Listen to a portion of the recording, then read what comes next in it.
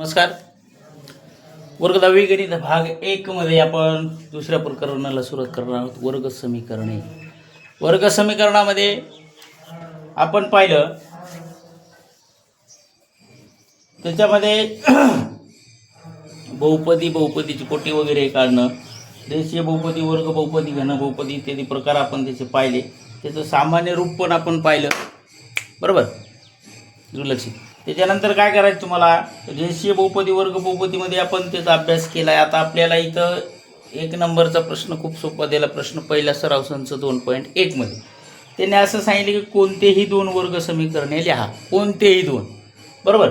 मग आता कोणतेही 2 लिहिण्यासाठी आपण काय करू, इथं नंबर 1 मध्ये पहिलं वर्ग समीकरण घेऊ, वायचा वर्ग. आता वायचा वर्ग जर घेतला तर वजा 7y, लक्ष द्या, प्लस 12 बरोबर 0. असे कोणतेही तुम्ही 2 वर्ग समीकरण या ठिकाणी लिहू शकता. नंबर 2 मध्ये पण आपल्याला म्हणजे 2 लिहा असं सांगितलं, म्हणून मी इथं लिहितो x वर्ग वजा 8 बरोबर 0. आता हे सोडवताना याच्यामध्ये एक खूप छान सूत्र बघा. याच्यात आपल्याला काय काढायचंय तर त्याचं सामान्य रूप करून ABCचे काय किमती तुम्हाला दिलेले आहेत त्या किमती तुम्हाला काढायच्या आहेत, बरोबर. अशा प्रकारे कोणतेही 2 तुम्ही तयार करू शकता वर्ग समीकरण. यामध्ये आता दुसरा प्रश्न पहा, पुस्तक काढून लिहून घ्या ते. खालील समीकरणांपैकी कोणते वर्गीय समीकरण आहे ते ठरवा. हा प्रश्न तुम्हाला 2 मार्कासाठी बोर्डाला विचारला जाऊ शकतो, किंवा यामधून पण तुम्हाला प्रश्न येऊ शकतो. दोन्हीही वर्ग समीकरणे आहेत, हे मोठे हे छोटे, बरोबर. तर मग आता खालीलपैकी कोणतं वर्गीय समीकरण आहे ते तुम्हाला ठरवा. हे ठरवण्यासाठी तुम्हाला त्याचा चल पाहायचा आहे. हे झालं ना. त्याच्यानंतर त्याचा घातांक पाहायचा आहे तुम्हाला, बरोबर. प्रश्न दुसऱ्यामधला पहिला प्रश्न बघू आपण. याच्यामध्ये बघा फार छान दिलेले प्रश्न दुसऱ्यामधला प्रश्न पहिला आपल्याला पाहायचा. प्रश्न दुसऱ्यामधला प्रश्न पहिला आपल्याला दिलेला आहे x वर्ग प्लस 5x वजा 2 बरोबर 0. इथं लिहू आपण x वर्ग प्लस 5x वजा 2 बरोबर 0. हे समीकरण सोडवताना इथं x काय आहे, हे एक चल आहे, बरोबर. आणि त्याचा जास्तीत जास्त घातांक किती आहे, मग त्याच्या डोक्यावर बघायचं जास्तीत जास्त घातांक. मग आपण इथं लिहू x हा एक चल आहे. एक काय आहे, तो चल आहे. x हा तुमचा चल झाला, बरोबर. त्याचा जास्तीत जास्त घातांक, मग त्याचा कोणता जास्तीत जास्त घातांक किती आहे बाबा, तर 2 हा आहे. इथं डोक्यावर 2 आलं का, आलं ना. म्हणून जास्तीत जास्त घातांक किती झाला त्याचा 2.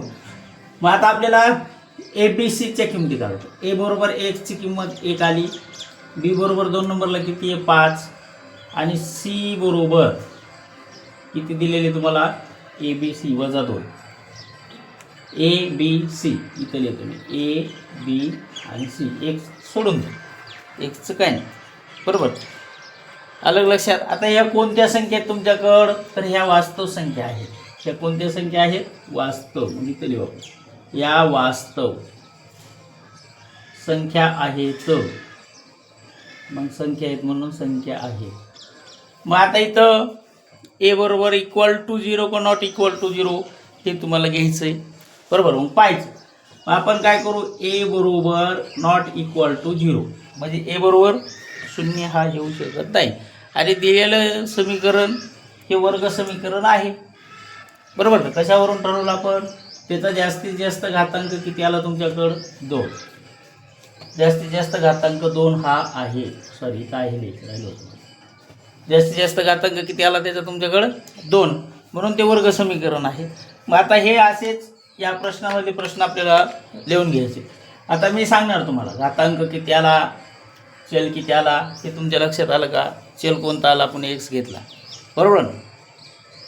मग याच्यामध्ये तुम्हाला ABCच्या किमती काढायच्या. जे समीकरण दिलेलं असेल त्याच्यावरून आपल्याला ABCच्या किमती काढायच्या. ते पण आपण याच्यामध्ये किती प्रश्न दिले तुम्हाला, 6 प्रश्न दिलेले आहेत, आणि 6ला 6 प्रश्न आपण या ठिकाणी आज बघणार आहोत. बघा समजलं ना. फार काय अवघड नाही आहे, सोपं आहे, लिहून घ्या. बघा समीकरण दिले तुम्हाला y वर्ग बरोबर 5y वजा 10. आता काय करायचं, या समीकरणाला तुम्हाला व्यवस्थित मांडायचं. मग म्हणून yचा वर्ग वजा 5y आपल्या जागेवर अधिक 10 घ्या बरोबर या 0. आता हे समीकरण झालं. आता इथं y हा एक काय चल आहे बरोबर. y हा काय आहे चल, मी मग सांगितलं तसं. मग हा चल आहे आणि याचा जास्तीत जास्त घातांक किती येणार आहे तुम्हाला माहिती आहे. किती येणार आहे घातांक 2. मग याचा घातांक किती आला तुमच्याकडं, याचा घातांक आला आपल्याकडे 2. यांचा घातांक हा 2 आहे. मग हे झालं तुमचं 2 आहे. मग आता ए बी आणि सीच्या किमती तुम्हाला सरळ सरळ या समीकरणामध्ये काढायच्या आहेत. आणि मग ठरवायचे तुम्हाला का दिलेलं समीकरण हे वर्ग समीकरण आहे का, दिलेलं समीकरण हे वर्ग समीकरण नाही का, हे तुम्हाला बघायचं. मग काय करू, ए मध्ये यायला वायची किंमत किती आली बाबा आपल्याकडं 1 बरोबर. बीची किंमत किती आहे तुमच्याकडं वजा 5 बरोबर. आणि सीची किंमत किती येणार आहे, शेवटला जी 10 घेतली होती तुम्ही ते 10, हे 10. अशा प्रकारे ए बी आणि सीच्या किमती तुम्ही सरळ सरळ काढू शकतात. मग हे झालं. मग आता ह्या वास्तव संख्या आहेत आणि ए बरोबर 0 येणार का, ए बरोबर नॉट इक्वल टू 0 येणार ते तुम्हाला बघायचं. मग ह्या कोणत्या संख्या वास्तव, मी लिहित नाही तुम्ही लिहा, ह्या वास्तव संख्या आहेत एवढंच लिहिणार. संख्या आहेत आहेत. मग ए बरोबर नॉट इक्वल टू 0 हे वर्ग समीकरण म्हणजे दिलेलं समीकरण हे वर्ग समीकरण आहे. आता बघा पुढं तुम्हाला जे समीकरण दिले ते दिले yचा वर्ग अधिक 1/y बरोबर 2. इथं आपली गाडी स्टॉप होते. आलं का लक्षात. ह्या पलीकडे तुम्हाला याच्यामध्ये काहीच करायचं नाही. सगळ्यात सोपा सराव संच हा आहे. याच्यामध्ये ABCच्या तुम्हाला किमती काढायच्या. आणि आता मी जे सांगितलं ते आपण बघू. आता काय येणार आहे तुमची समीकरणाची उकल ते बघू. आता तुम्हाला पुढचं जरी सोपं वाटत असलं तरी ते वर्ग समीकरण येईल का, त्याच्या घातांक 2 येईल का हे तुम्हाला बघायचं आहे. हां झालं ना. बघा लक्ष द्या. आता बघा yचा वर्ग अधिक 1/y बरोबर 2 याला दोन्हीही बाजूला yने गुणायचा. दोन्हीही बाजूला कितीनं yने गुणून बरोबर. आता तुम्ही मग असे म्हणलं सर हे वर्ग समीकरण येते हे येत नाही. बघा आता इकडे लक्ष द्या. y गुणिले yचा वर्ग बरोबर इथं आलं yचा घन अधिक 1 y काटल्यामुळं 1 गुणिले y केलं आपण बरोबर. मग ते y काटल्यामुळं तिथं फक्त 1च आला. मग आता 2 गुणिले y बरोबर 2yचा 2y आपल्या जागेवर जसं तसा आला. हे झालं तुमचं वर्ग समीकरण. आता काय करायचे, काही संख्याचं आपल्याला स्थान बदलायचे कारण 2 हा बरोबर चिन्हाच्या समोर आहे. त्याला कुठं आलं आणायचे आपल्याला बरोबर चिन्हाच्या अलीकडे. मग yचा घन आपल्या जागेवर 2 सरळ कुठं घ्यायचे आपल्याला पुढं. म्हणून मग वजा 2y कारण इकडं ते 2 अधिक आहेत बरोबर चिन्हाच्या समोर गेले होते म्हणून ते अधिक होते. आता हा एक पाठीमागं जाणार आहे म्हणून 1 जशाला तसा अधिक बरोबर 0. आता आपलं पूर्ण समीकरण तयार झालंय. आपल्याला घातांक किती पाहिजे होता त्याचा 3. इथं किती सॉरी घातांक किती पाहिजे होता तुम्हाला 2. इथं किती आलाय घातांक त्याचा 3. मग ते वर्ग समीकरण होईल का हे बघायचं आपल्याला बरोबर. मग नाही होणार. मग म्हणून काय करायचं आपल्याला, y हा एक चल असून y काय एक चल आहे. मग y हा एक चल असून त्याचा जास्तीत जास्त घातांक 2 आहे का नाही. घातांक 2 आहे का नाही. घातांक 2 नाही. मग आपण इथे घातांक किती याचा 3 आलाय. आपल्याला किती पाहिजे 2. मग 2 आहे का नाही. घातांकच 2 नाही त्याचा. मग घातांक 2 नाही तर दिलेलं वर्ग समीकरण हे वर्ग समीकरण आहे का नाहीये. मग दिलेलं समीकरण हे वर्ग समीकरण नाही. इथं तुम्ही लिहू शकता. आपल्याला घातांक किती पाहिजे होता, आपल्याला घातांक 2 पाहिजे होता. पण या ठिकाणी 2 हा घातांक त्याचा आलेला नाही म्हणून हे वर्ग समीकरण नाही असं तुम्ही या ठिकाणी लिहू शकता. तर याचं घातांक 3 आल्यामुळे हे वर्ग समीकरण आपल्याकडे ठरलेलं नाही. आता पुढचं एक वर्ग समीकरण तुम्हाला दिलेलं ते एकदा बघा. त्याच्यामध्ये पण तुम्हाला असंच करायचं. आणि याच्यामध्ये जर तुम्हाला ABCच्या जरी किमती काढायच्या असल्या तरी ABCच्या किमती काढायला काढता येतात, परंतु आपल्याला इथं घातांक 2 नाही, त्याच्यामुळे आपण एबीसीच्या किमती काढू शकत नाही. ज्याचा घातांक 2 आला त्याच्यामध्ये तुम्ही एबीसीच्या किमती या ठिकाणी काढू शकता. तर बघा झालं का? या समीकरणाला पण तुम्हाला दोन्ही बाजूनं 2 न गुणायचे, कारण इथे x + 1/x बरोबर -2 असं आपल्याला समीकरण दिलेलं आहे.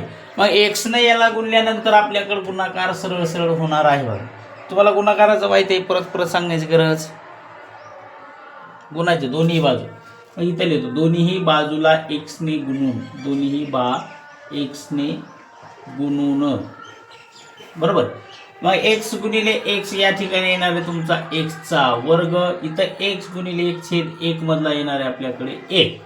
आता पुढं काय समीकरण तुमचं तयार होणार आहे? मग बरोबर किती दिलेले तुम्हाला? बरोबर -2. मग x ने याला गुणल्यामुळे आपल्याकडे आला तो 2x मध्ये. आता समीकरण मगासारखं व्यवस्थित तुम्हाला करून घ्यायचं, म्हणून x चा वर्ग आपल्या जागेवर जशाला तसा, बरोबर. हा 2 तिकडे, याला इकडं आणा, तो वजा आहे, इकडं आल्यानंतर काय होणार आहे? तो अधिक. मग अधिक 2x, मग अधिक 1, मग बरोबर 0. आता आपलं समीकरण व्यवस्थित झालेलं आहे. आता इथं घातांक किती आला? 2, बरोबर. मग x हे काय आहे? x हे चल आहे. x काय आहे? चल. आणि त्याचा घातांक किती आला आपल्याकडं? 2 हा काय आहे? घातांक आहे. आता आपण एबीसीच्या किमती काढू. 2 काय आहे तुमच्याकडं? घातांक आहे, मग आहे, बरोबर. आता 2 घातांक आला, मग एबीसीच्या किमती काढा. मग a काय आहे तुमच्याकडं? x, म्हणजे किती आली याची किंमत? 1. b काय आहे तुमच्याकडं? 2, मग याची किंमत किती आली? 2. आणि c काय आहे तुमच्याकडं? त्याची किंमत बघा.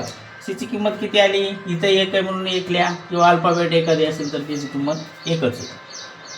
मग या वास्तव संख्या आहेत आणि हे समीकरण पण आहे, कारण याचा घातांक किती आला आपल्याकडे? 2 आल्यामुळं ते समीकरण झालेलं आहे. आता पुढचं बघा, 5व्या मध्ये तुम्हाला एका कंसात m+2 दिलेत आणि दुसऱ्या कंसात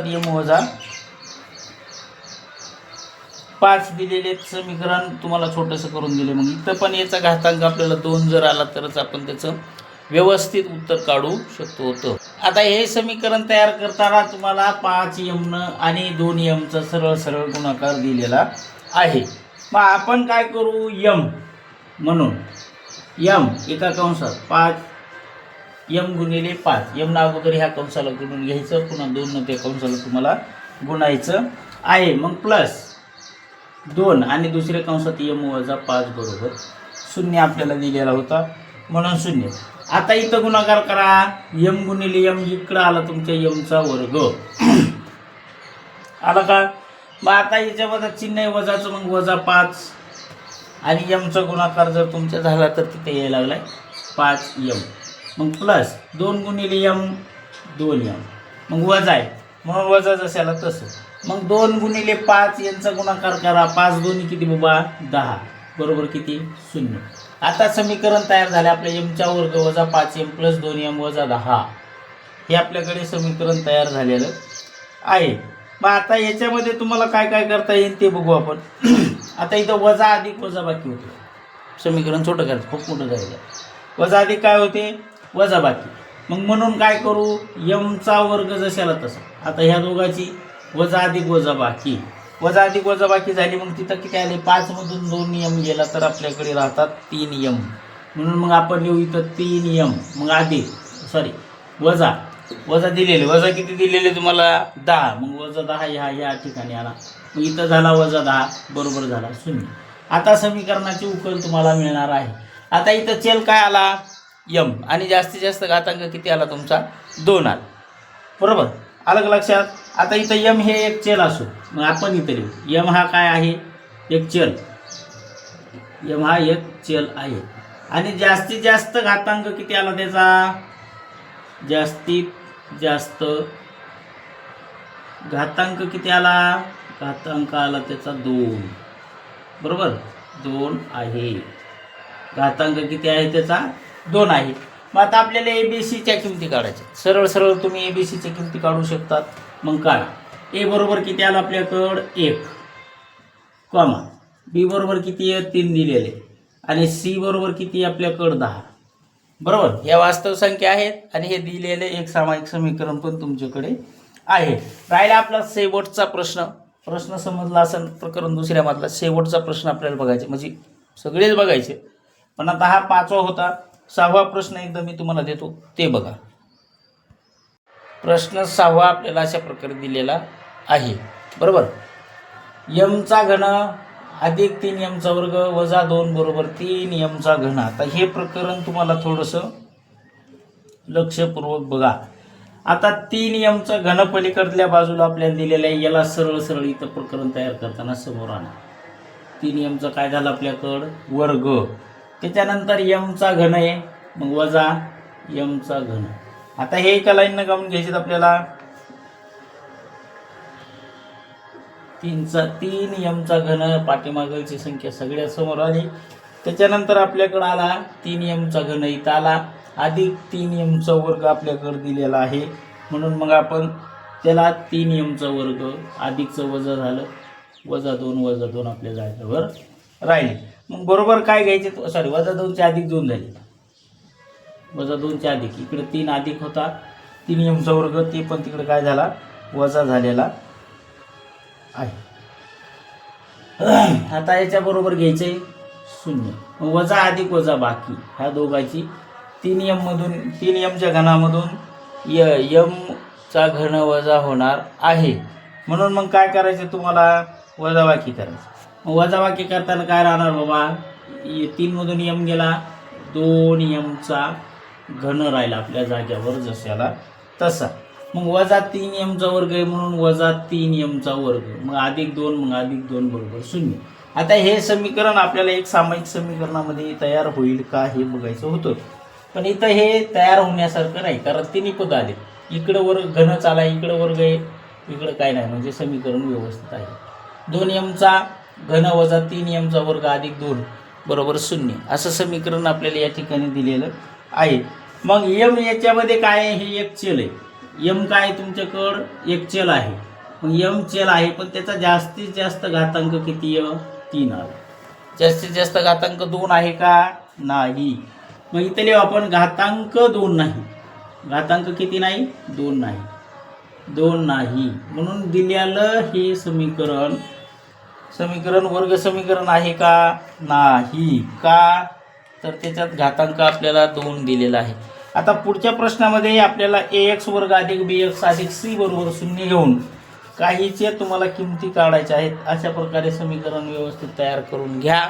आपण ax अधिक by बरोबर c हे मागच्या वेळेस सूत्र घेतलं होतं, पण यावेळेस आपल्याला ax चा वर्ग अधिक bx अधिक c बरोबर 0 हे सूत्र घेऊन पुढचे काही प्रश्न आपल्याला सोडवायचे आहेत.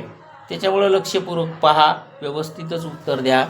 आपण इथं थांबू. आपल्याला दुसरा प्रश्न, तिसरामध्ये आपल्याला 5-6 प्रश्न दिलेले ते पण आपल्याला बघायचे. त्याच्यामध्ये मेन 6 प्रश्न आहेत बघा, दिले मुख्य 6 प्रश्न आहेत आणि प्रत्येकामध्ये वेगवेगळं काही ना काही दिलेलं आहे. बरोबर, लिहून घ्या. चला.